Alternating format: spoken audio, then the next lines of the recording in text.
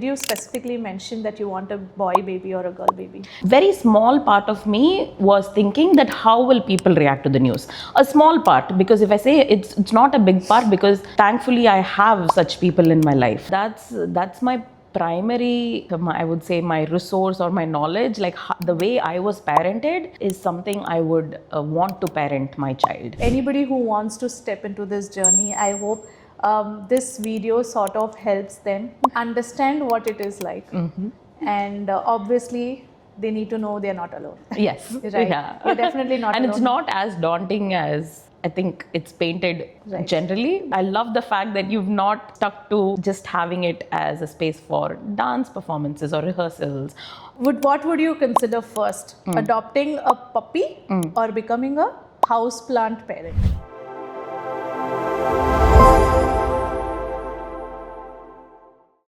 Welcome to Nila and Beyond, Sharanya. I am so happy to have you here today. Thank you, Monica. Thank you so much. And I have not told you this in person before, but you are the one person who showed up here more than anybody else, and I should say even more than myself. I have to be here, like that's a different thing, but you've come right from the beginning. I am really thankful for all the support you've shown to me and to the studio so Absolutely. far. You have such a lovely space. Like from the first time I came here, I felt that warmth. So anytime I'm able to, definitely I'm going to be here so supporting. Thank you so much. Now, is there something you want to tell? Like, let's say somebody comes to you and says they want to start the process of adoption.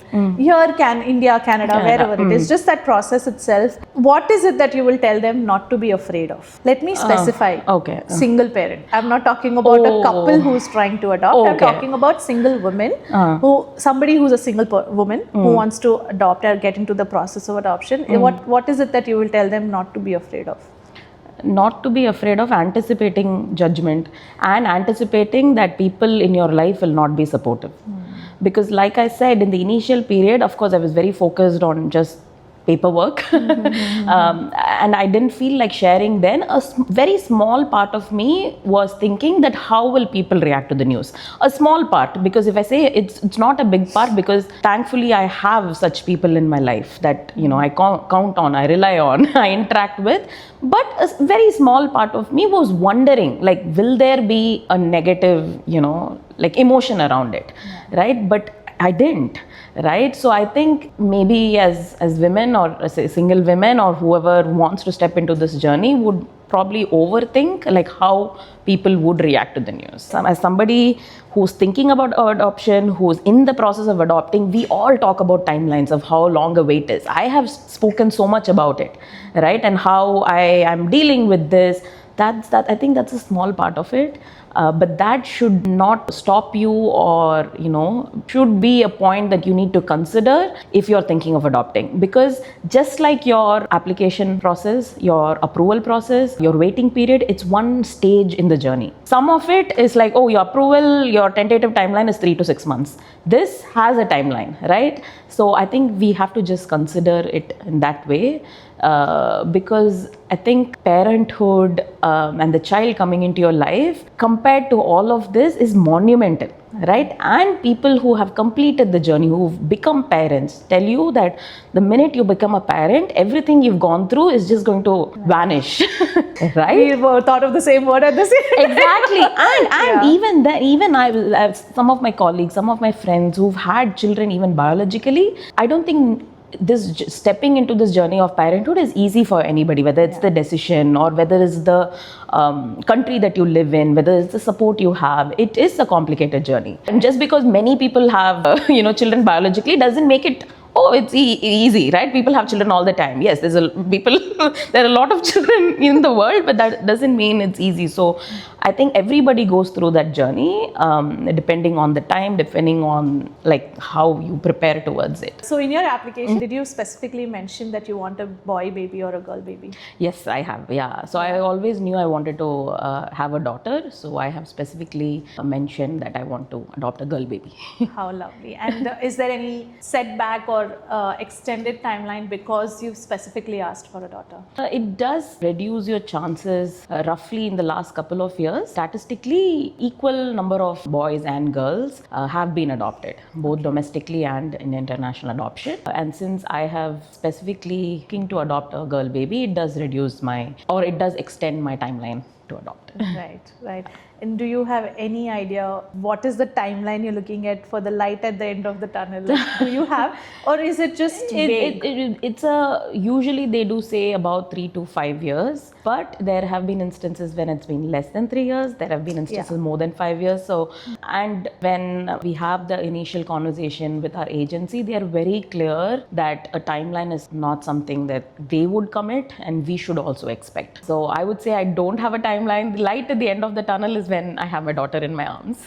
That is so true. And what is it after? I'm not sure if you already know, but let's say you are matched with a baby girl. What is it after that? So when I'm matched, it's called like you receive a child proposal, which the agency and my adoption practitioner would share the details with me. And once I accept the proposal, the details again go back to India for all of the paperwork and kind of the final proceedings to happen. And that particular time period, I have to be in Canada. I cannot travel ahead to go see the child until I get the final approval for an official court date where I can go and adopt the child. And that time period is usually about 6 months from the time a proposal is accepted by the parent until I can assuredly travel to India to adopt the child. But you can't meet the baby before officially adopting? No. So there are some scheduled like calls, video calls, which other parents shared that are possible. Traveling before the final court date and the details are shared with you is not allowed. When you say traveling, like, I can understand to see the baby, but in general, just traveling is not allowed to India? That is my understanding. Okay. But that's something I think I would verify and clarify when that moment eventually comes. Because when there is an application for a child to be brought into the country, and that immigration application happens in 2 parts, and that's part A and part B. So I've already done part A, and when I applied, that was conditionally approved that I wouldn't be traveling until I get the approval. And that I understand is for the purpose of adopting the child. And I've been traveling otherwise. But once the proposal is officially received, whether I can, travel otherwise is something that I haven't looked into. I have a feeling it shouldn't be a problem, but I will, something you will deal with when it happens. Oh my God. Yeah, for sure.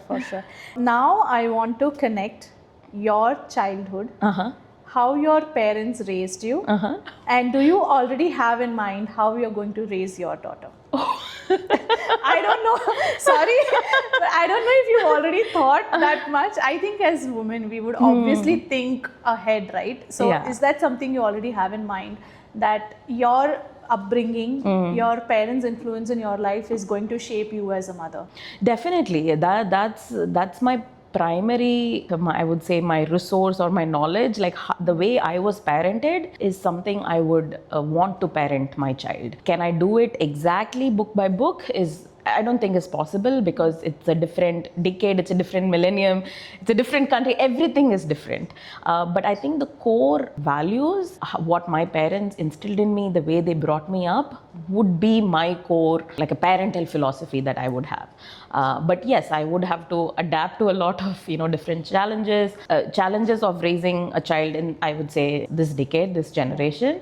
And I think that's something that I can learn. I'm actively learning from my sister. My nephew is 5 years old, so I've kind of been with her through that journey. And of course, there are other friends, colleagues with children in various age groups who have that practical experience that, yes, definitely I'll be leaning on. And I also believe you learn a lot from the child, because I read this beautiful statement saying that the day you hold your child for the first time is the day you meet your guru.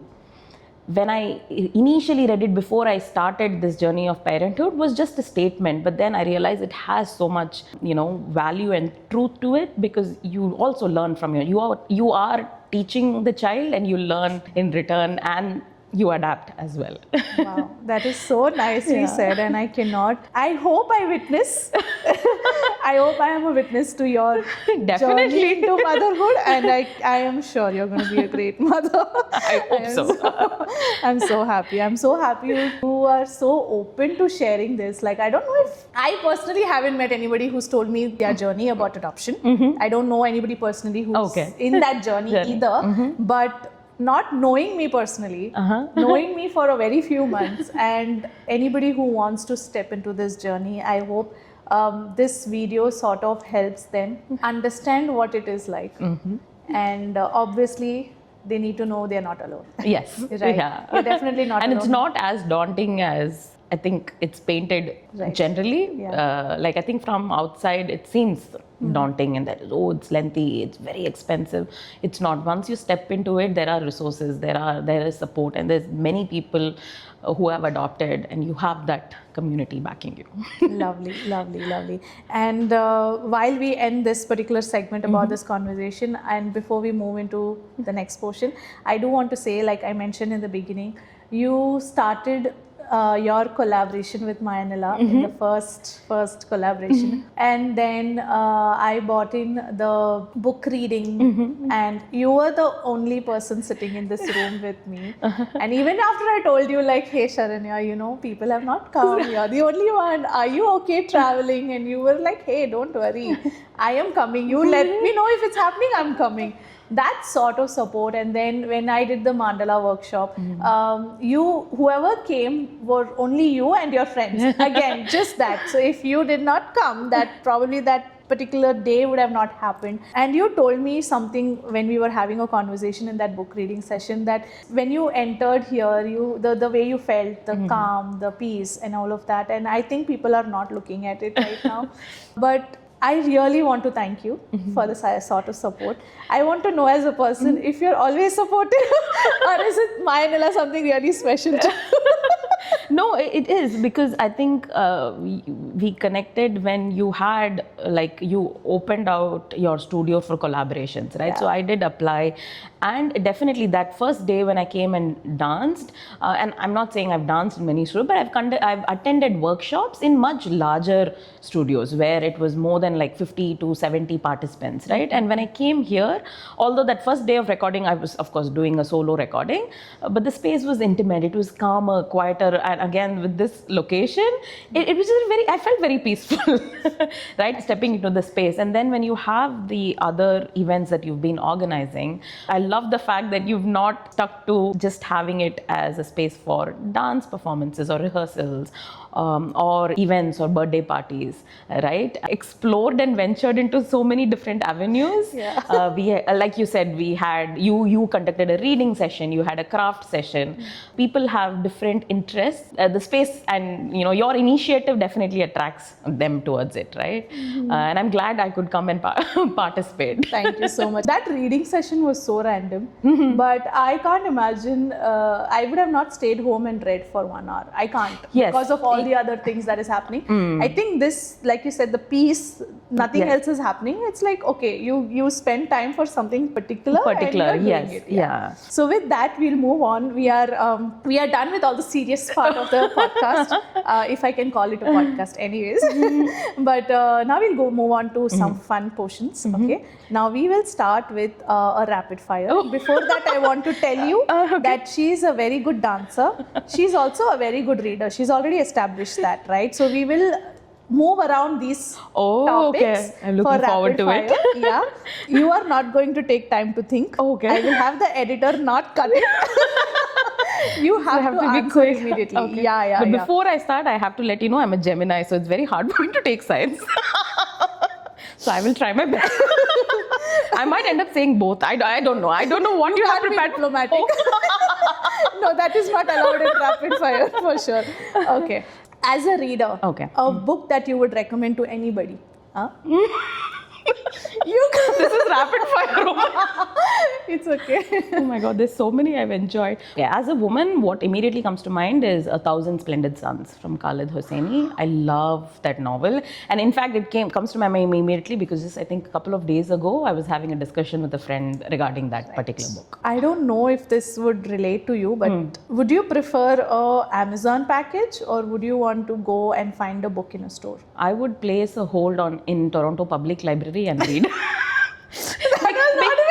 No, because honestly, I have almost stopped buying books after moving to Canada because of the availability here in public libraries. And it's also a matter of space because back home, I still have my entire library of books I've collected from my childhood. It's amazing that my parents are housing it, but I'm looking forward to, setting up that space to bring them over. Yeah. So honestly, I just prefer reading from the library. This is Bonga. This is not allowed. No, but it's true. It's okay. It's all right. No worries. Okay. You are also a very DIY person. You do a lot of art, whether it is crafting or drawing, painting, all of that, right? So one DIY thing that you tried, but it was completely a disaster. Ilya. I wouldn't say disaster. I tried doing mirror mosaic and then I was only able to do it partly because it just with mirrors and paint I was able to create art. But then I think the entire process of mirror mosaic also involves working with clay. Yeah. That's something that I started but I couldn't complete it successfully. Okay, please send us a photo. We'll put it in the bottom that this is the disaster artwork. Sure. They have to know. No? Yeah.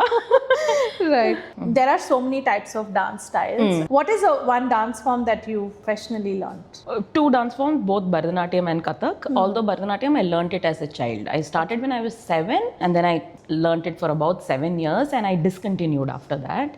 And then Kathak is something I pursued as an adult. But after moving to Canada, I haven't had the chance to join a dance school and restart learning it professionally from a dance school. But dance is something that of course I wanted to be a part of my life. So I do choreograph and I dance.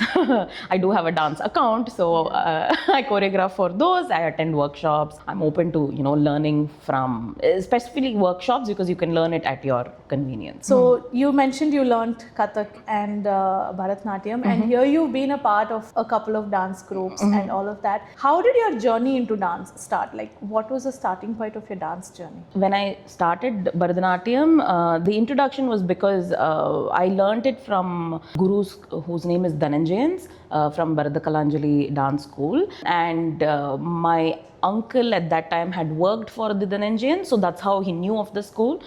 So a year before I started, my cousin brother had started dance there. So with his experience, that kind of familiarity, and I wanted to join as well. So that's how my parents, took me and put me in class, and that was an amazing experience. Right. But I feel closer when I came towards 10th grade, I felt like I had to focus more on studies, and also my dance school was quite far from home. Okay. So I had to take the bus. My dad sometimes had to come pick me up after. So it was just taking kind of extra time, and then the focus was went towards more of just studies. So I ended up discontinuing. I don't know how my interest in Kathak started. Probably of course I grew up watching a lot of Hindi movies. Maybe just the introduction came from there. Once I started working for Amazon, of course I was had completed all my education, and then it kind of freed up a little bit of my time, and I pursued finding Kathak school, a Kathak guru in Chennai, which was hard because when I started in 2010, and at that time there were not many Kathak schools, and it was only one school, Devanya, that I found, and I was very hesitant to even reach out to them, thinking that as an adult, if I'm going to start learning a dance form, how that would be, will I be able to do it, will the school even accept me? But that was a very welcoming space. My guru is Jigyasa ma'am. I still consider her my guru, and her philosophy was that anybody, I think she took in students from the age of 8 or something, anybody who was willing to learn, and we had kids right till senior citizens in Devanya learning dance together.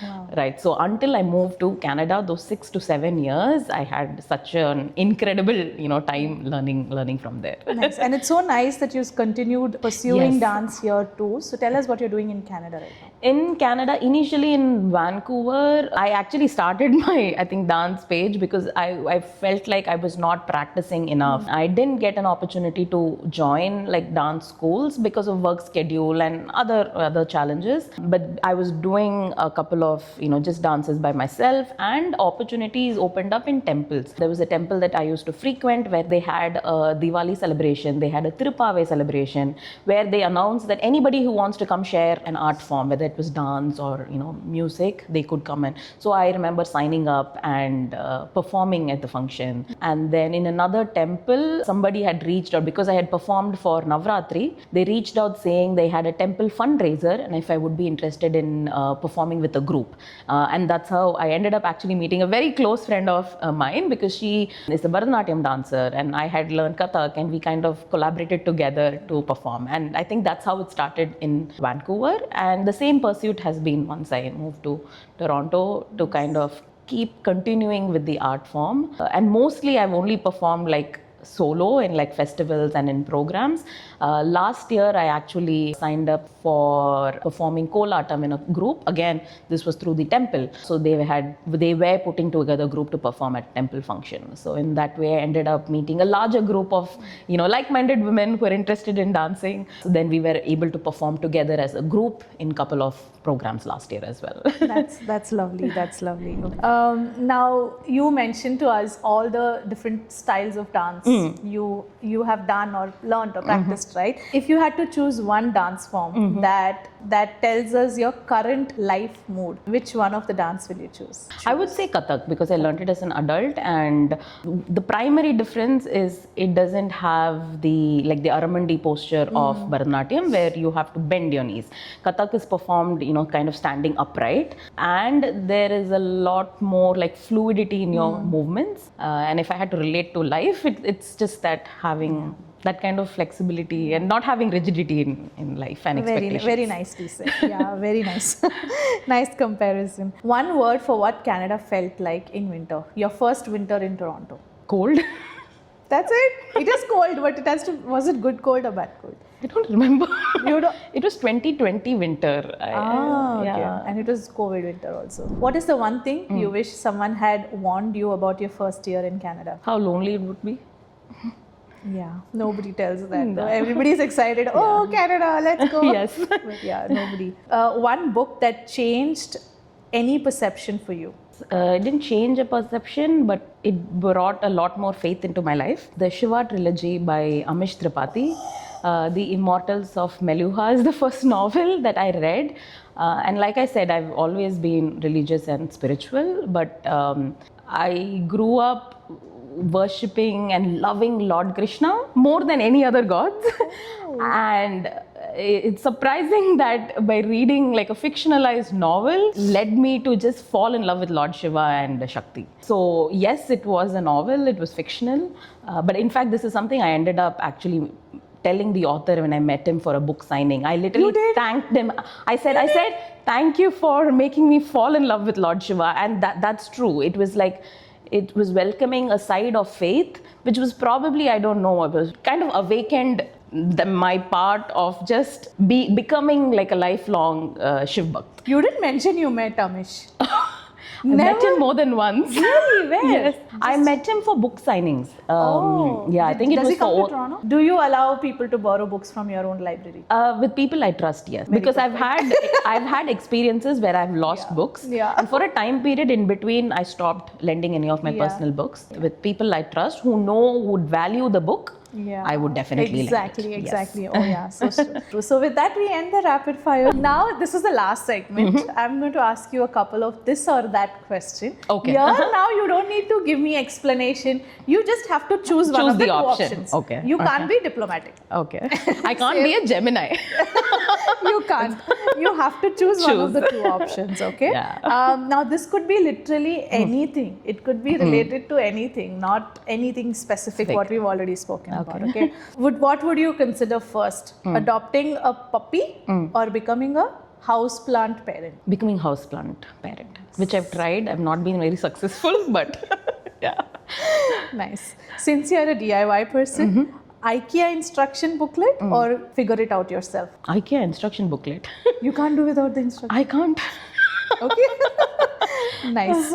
Dancing alone in your own house or a class full of people? Dancing in a group, dancing with a group, With a a group of like-minded dancers. When you say a class, because there have been good class experiences and not so great class experiences, but that's the beauty of the class. You don't know, and you're learning a new art form.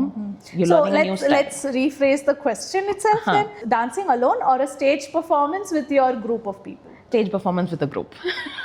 Now I have to change questions based on your answers. Okay. Arrive 15 minutes early or slide in exactly on time? Slide in exactly on time, or later than that. No, but you come early. No, I don't come early. When have I come early? No, yeah, you. I felt you come early. I'm like, I have to go early today.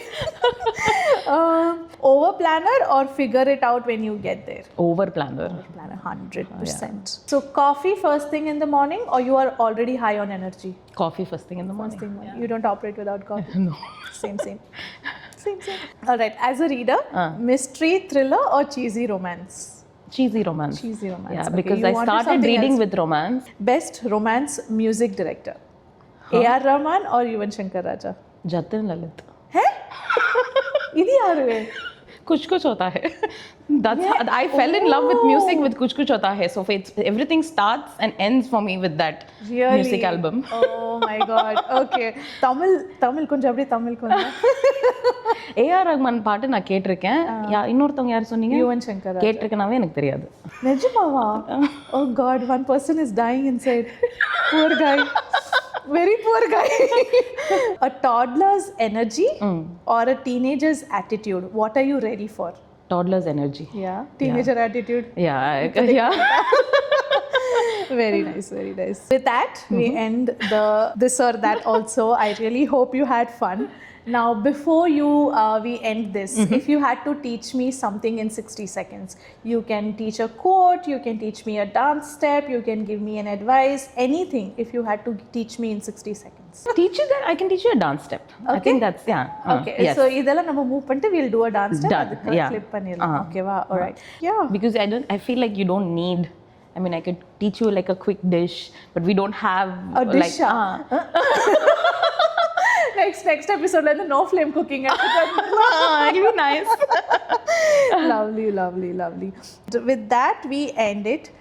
You've mentioned this a little bit, but one piece of advice, again, you want to give anybody who wants to get into the adoptive journey. One piece of advice, if you are thinking about it with kind of a little bit of apprehension, put that feeling aside and start pursuing it actively.